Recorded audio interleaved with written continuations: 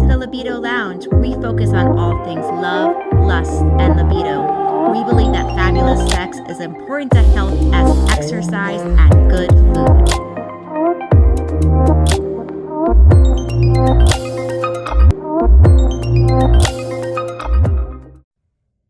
Why is talking about sex so difficult so much of the time? That's what we're talking about today on the Libido Lounge. I'm your libido expert, board certified sexologist, Dr. Diane, and welcome back to my channel. So it's pretty interesting when I look at studies on conflict, on communication and conflict. And there's three big threats that come up when couples are trying to solve something. One is a threat to the one individual. The second threat is a threat to your partner. And the third is a threat to the relationship. So what's interesting is that when it comes to conversations and communication around sex, while in other types of communication, the three threats, threat to self, threat to partner, threat to relationship, are all pretty equal. When it comes to sex and talking about sex, there's one of these three threats that has a bigger, say, impact and is a bigger threat to than the others. So out of these three, the biggest threat tends to be the threat to self. So that's really interesting, right? And perhaps there is some sort of biological, say, evolutionary reason for this. Perhaps it's due to this primal, say, deep-rooted animalistic part of ourselves as humans are in the animal kingdom. So perhaps there is this animalistic part of ourselves that really just knows that this particular function is inherent to survival. So if this function, if sexuality is not working, or we feel like we're made to feel like we're doing something wrong or we're not doing it right, it could perhaps be triggering that very core of our primal survival and procreation practice as humans. Obviously, sex is way more than just procreation. Obviously, it's fun and connection and love and oxytocin and resetting and so many other things. But from a primal perspective, there is this procreation, say, survival of the species instinct as being an animal. Regardless, however, in my opinion, this threat to self is a really important finding in research studies because this explains why so many times a conversation with a partner can look something like you bring up something around sexuality and you try to make a change and the other person gets offended. They get either anxious, they get avoidant, they get withdrawn, dismissive, maybe even angry, defensive, right? There's all of these emotions that can come up because what's happening, there can be this core threat to who one is and what one is able to provide in the world, both for themselves and for their partner and for the relationship.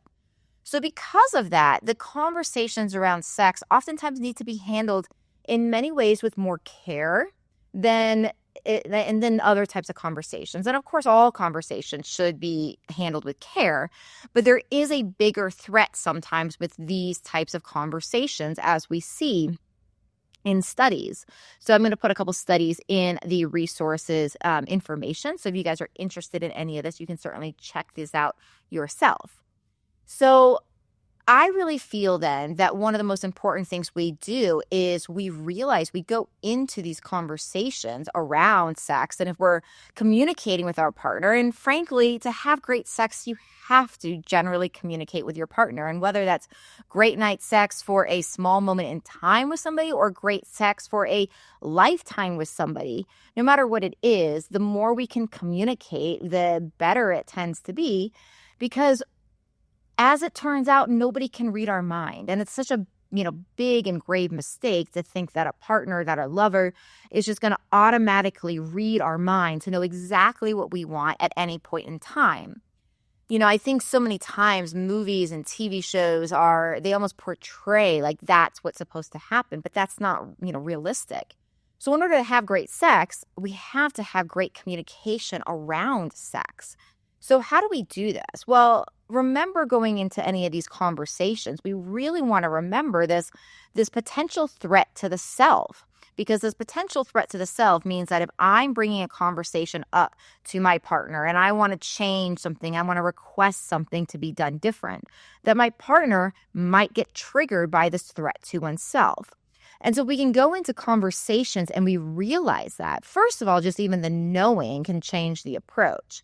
Secondly, the way that these kind of conversations tend to do the best is when we are focusing not on making anybody wrong, not that anybody's doing something wrong. This doesn't mean that you can't ask questions or explain that something is not as enjoyable to you as maybe it used to be. But going into a conversation more from a curiosity standpoint and not a blaming standpoint. Because another thing that I find with sexuality is people's preferences change throughout life. So you might find that at one point in your sexual history, you might have enjoyed one way of kissing, of hugging, of making love. You might have enjoyed toys or anal or something else. And another period in your life, you might not, right? So it's very normal for these things to change throughout our lives.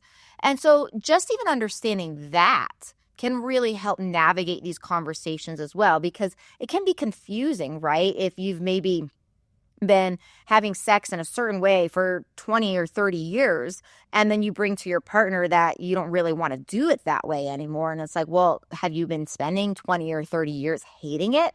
Right? So we want to be careful, because you can see how in a situation like that, words can get twisted around so easily. So going into conversations and talking about things like, things that you love, things that are working really well, bringing up even and naming that, you just enjoy your sex life and you really feel like your preferences have changed is another great approach if you want something to be different. This has been great. And I'm just finding that these things that were working and they've been working for so long, all of a sudden they're not as interesting to me anymore. Right. So to have these kind of conversations where you're almost explaining the change and why there's a change and not making it about that other person can be huge. Now, we have to talk, right? To have great sex, we have to talk about things we don't like. But if we really are protecting the threat to self and we go at the conversation around things we don't like and instead be thinking about, okay, well, what are the favorite things that I do like? And how can I have a conversation to get more of these things? Sometimes when we just focus so much on all the things we do like and that we want more of and give suggestions, there just becomes not a lot of space in the sexual activity for those things that you don't like as much anymore. So sometimes they can just fall away on their own. Other times we do need to more directly name them. But we want to name them in a way, again, that is not going to threaten that other person. I think the same thing comes up when people bring in sex toys. And sex toys have been shown to really help so many couples and help with pelvic pain in women, help with prostate health in men, can help reach orgasm more easily for women. It can help heal tissue. It can help bring more, say, feeling and sensation to tissue that's gone numb. And they can just add in long-term monogamous relationships, adding in a toy or two or 7 or 8 can really help to bring a novelty back, right? But it's common. One of the common things I've heard from people especially from women, if they're interested in bringing this in, and most commonly I've seen it go this way, where it's women interested in bringing in a toy and then her male partner feels threatened. Of course, that arrangement can look lots of different ways. But one of the things that I think is concerning that people bring up, right, is is this vibrator going to replace me? Am I not good enough? Is it going to overstimulate you and now you're never going to be able to just enjoy just me? Right? These are common concerns. And you can see in all those concerns, if we root it back, there's that threat to self of oh my gosh, am I going to be replaced? Am I not good enough? Do you not like this enough with me? Right? That's all that threat to self comes up. So anytime we bring things up, again, we want to remember that threat to self is going to be perhaps at the forefront of the conversation. So, really looking and leaning into things like for people that are trying to bring toys into their partnership and having some sort of resistance, it's good to ask why, where that resistance is. And it's also good to go into these conversations and explain and take this off the table. Like, this is not to replace you. This is not something that we're even saying that we're going to use all the time. This is not saying, and just kind of quell some of those fears. And I love coming back to research because I find that data is amazing for helping people understand.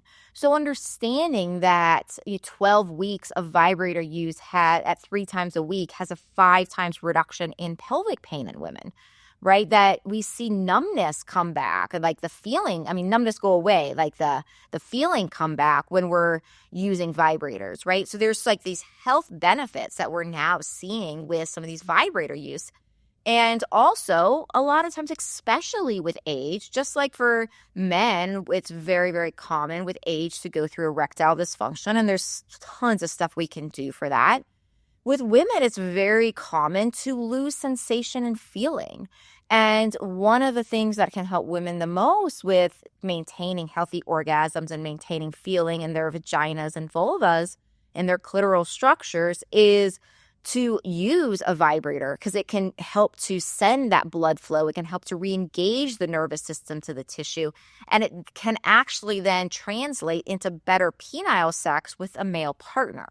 So all of these things, when you understand these things, that it's like really to enhance, and we're training our partner this and really coming back to, hey, this is not a threat to that self, right? That the core, so the more we can get on the same team with the core desire is to grow closer or to have better sex with your partner, to be more intimate, whatever it is.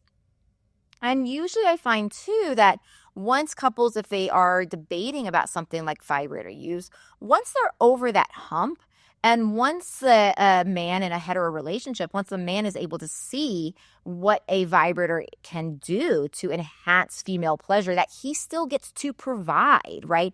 That he still gets to be part of, that it actually can take away so much of this fear, because the level of enjoyment and the level of orgasm and the level of sensation can go up so much for the woman. So again, I just wanted to do this podcast on this topic because I think the communication is just the most essential thing, and really coming back to just making sure that threat to self is not a problem is I think the most important thing in this conversation. So I do also want to invite you, here in just a few days is my 4-day to better sex jumpstart. So I'm offering this as my 2025 New Year's gift for everybody, totally for free. So make sure you join, because I don't know if I'm doing this again totally for free. So make sure you join, make sure you use that coupon code. And in just 4 days, we're going to go through the top things you need to do to have better sex. So you are going to be equipped for having some of the best sex of your life in just 4 days. That's what we're going to be working on. I hope you will join me. There's tons of prizes we're giving away and bonuses and free entry to some of my courses and paid workshops. So I hope to see you guys there. Again, it's totally for free. Please go down into the show notes here to grab the link and the coupon code to do that. Please do show up live if you register, because we are doing actionable things. One of my core values is efficiency. So in all my teachings, what I'm always working to do is make it actionable in real time. So we're going to start to put into place some of the processes to have better sex and some of the plan around it right during our time together, because action is when things get done. Action's when things change. So please show up live so you get the most out of it. So again, that's starting here next week. So please do sign up right away. If you are watching this long after the fact, if you have found this podcast long after the challenge is done, please also check out some of my freebies and my free resources that I do offer. And I'll put that link in the show notes for you guys as well, in case you're catching this later. All right, everybody. Thanks again for another episode of The Lounge. Keep me posted on your communication and how I can support on your communication in the world. And always remember, you are sexy. You are beautiful. Stay sexy. Stay classy. We'll see you another time. Thank you for listening to the Libido Lounge. Please don't keep me a secret. Please share this with your friends. You can find me on YouTube, on Instagram, as well as how to work with me at mylibidodoc.com.